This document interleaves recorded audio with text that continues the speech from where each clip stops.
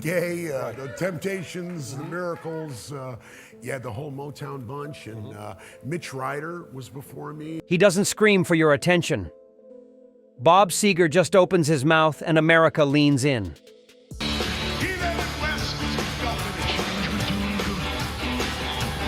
For over 50 years, his voice has been the soundtrack to working people everywhere. The guy who turned late nights and long drives into anthems that still play on every radio. And all the people in the office that have been so great, been working with me forever. He wasn't trying to be a superstar. He was just telling stories about real life. There are flashier singers, prettier voices, but nobody sounds like Seger. Nobody ever will. He found his sound in Detroit bars and never lost it. On a mountaintop, staring out at the Great Divide. Even when the world got louder, he stayed the same. Honest, direct, no games. Just a man with a guitar and something to say about growing up, getting older, and everything that happens in between. The Silver Bullet Band wasn't just his backing group. They were his brothers, his family, the sound that made those stories complete. Together, they created something that felt like home no matter what city they were playing. And buried in all those albums, all those tours, are 5 songs that never left him. Songs that felt true when everything else was just noise. These are Bob Seger's 5 favorites, the ones that still matter when the lights go down. The ones he's never changed his mind about. Not once, not ever. 5. Old-time rock and roll. I reminisce about the days of old. Some songs become accidents. This one became America. Old-time rock and roll wasn't supposed to change anything. It was just a B-side, a throwaway track that Seger almost didn't record. And high volume and low volume things, and dynamics. But sometimes the songs you don't plan are the ones that never leave. And this one, it grabbed hold of something bigger than music. It grabbed hold of a feeling. The late 70s were strange times. Disco was everywhere. Rock was getting complicated, electronic, distant. People felt like they were losing something real. Then Seger walked into the studio with this simple idea. 3 chords, a basic rhythm, and words that said what everyone was thinking. Give me that old-time rock and roll. Not fancy, not clever, just true. The Silver Bullet Band locked into it immediately. No overthinking, no second guessing. They played it like they'd been playing it their whole lives. The piano pounded, the drums kicked, and Seger sang like he was defending something precious. Which he was. He was defending the idea that music should make you feel something, not just make you think. Nobody expected what happened next. The song didn't just become a hit.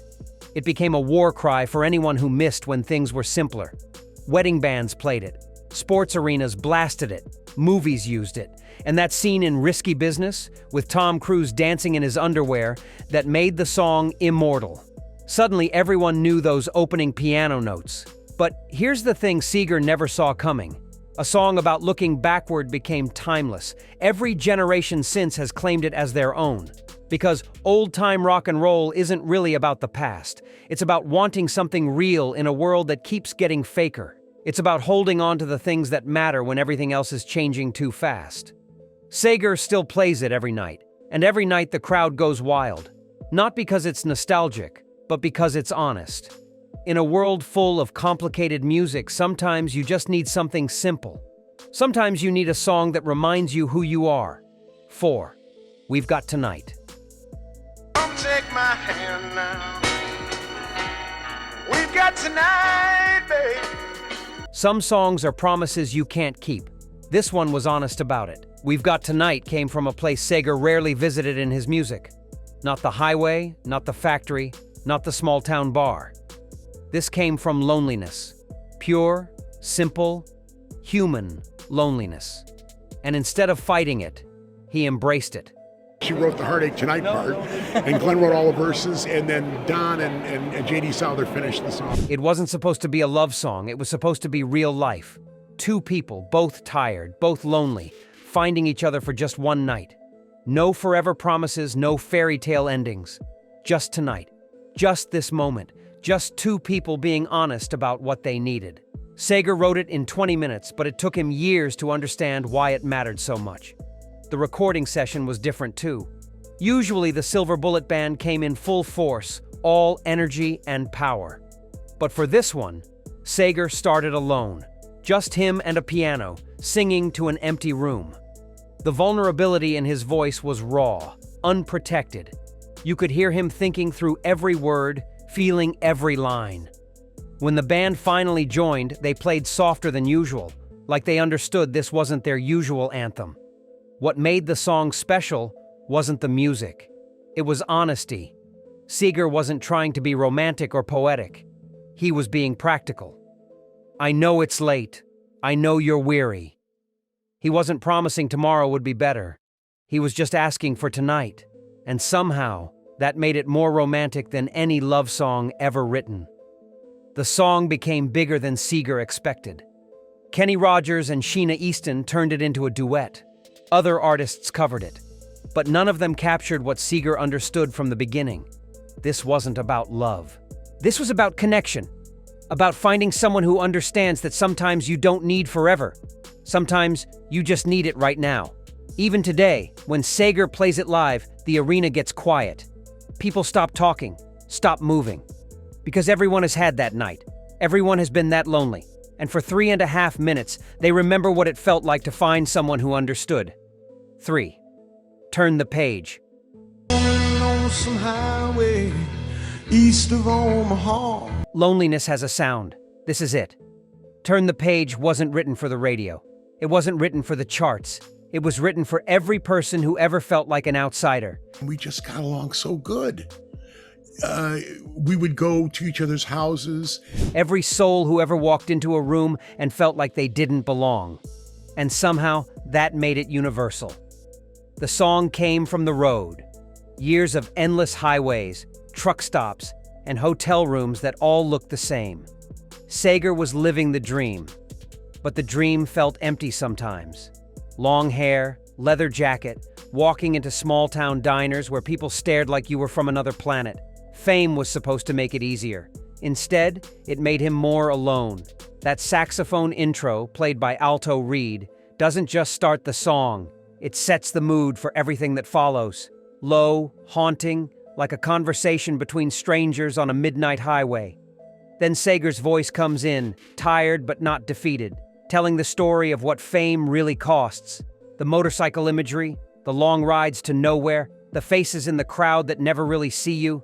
The Silver Bullet Band understood this song was different. They played it like a prayer, like something sacred. No showboating, no flash, just rhythm and atmosphere, creating space for the loneliness to breathe. Because that's what the song needed. Space to be sad, space to be real, space to admit that success doesn't fix everything. What nobody expected was how many people would connect with it. Truckers, traveling salesmen, anyone who spent their life on the road claimed it as their anthem. But it went deeper than that. Office workers stuck in cubicles felt it too. Stay-at-home parents felt it. Anyone who ever felt misunderstood, anyone who ever felt like they were performing their life instead of living it. Metallica covered it years later and made it heavier, angrier. But they kept the core intact. That feeling of being trapped between who you are and who people expect you to be. Because that's what Turn the Page really is. It's not about being a rock star. It's about being human in a world that wants you to be something else. Seger still plays it on every tour, and it still hits the same way. Because loneliness never goes out of style. 2. Against the Wind Time doesn't ask permission. And the secrets that we share, mountains that we moved. It just takes what it wants. Against the Wind came when Bob Seger was 35 and suddenly felt every one of those years. Well, I do know all my Nashville songwriting friends aren't big fans of Spotify and streaming things. The wild nights were behind him. The dreams were different now. Not smaller, just more realistic. And somehow, that made this song more powerful than any anthem he'd ever written. The song wasn't born in a studio. It was born on a long drive through the Michigan countryside. Seger watching the landscape change, thinking about how everything changes whether you want it to or not. Friends move away, dreams shift, The person you thought you'd be forever turns into someone else, one day at a time. And all you can do is keep moving forward, even when it feels like you're fighting the wind. The Silver Bullet Band captured something special in this recording. They didn't try to make it sound young or energetic. They let it sound tired, weathered, like a favorite jacket that's been through everything with you. The guitar work was gentle but determined. The drums kept steady time like a heartbeat that refuses to quit. And Seger's voice carried the weight of experience without sounding bitter about it. What made Against the Wind different was its honesty about getting older. Most rock songs pretended you could stay young forever. This one admitted that time wins every battle, but you keep fighting anyway.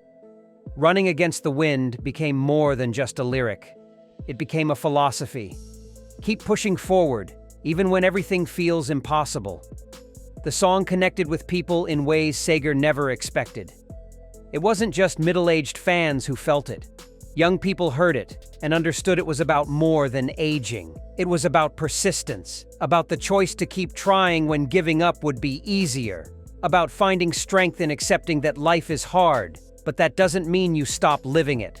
Live performances of Against the Wind became moments of communion. The whole arena would sing along, voices mixing together in something that felt like prayer. Because everyone understood the feeling. Everyone had run against their own wind and kept going anyway. Seger once said it was the song that taught him growing up didn't mean giving up. It just meant choosing your battles more carefully. One Night Moves. I was a little too tall, could've used a few pounds. Had pants points, hardly renowned. Some songs are confessions. This one was a time machine. Night Moves didn't just capture a moment in Bob Seger's past. It captured everyone's past. Important, family, traditional values, Midwestern ethics, as it were, morals, whatever.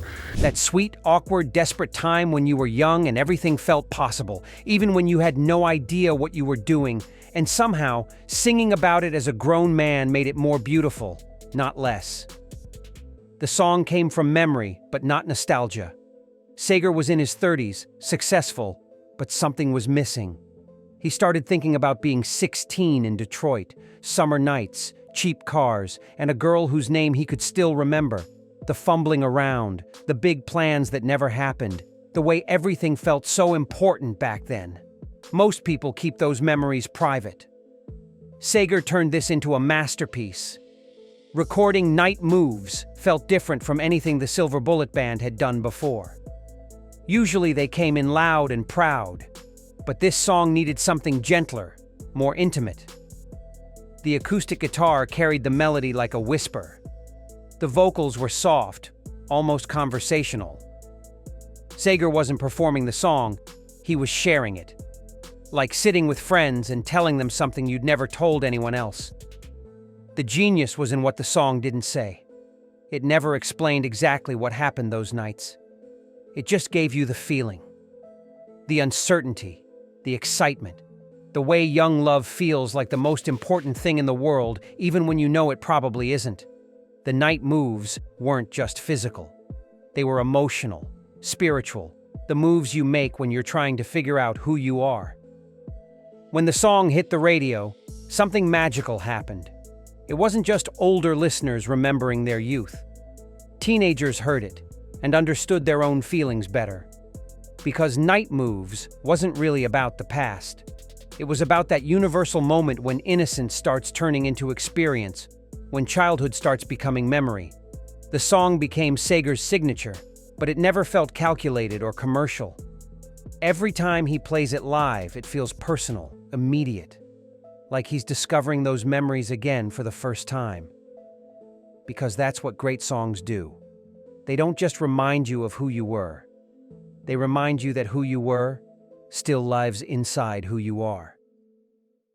Night Moves proved that looking backward could be the most honest way to move forward. These 5 songs weren't just hits. They were chapters in America's story, moments when one man's truth became everyone's anthem.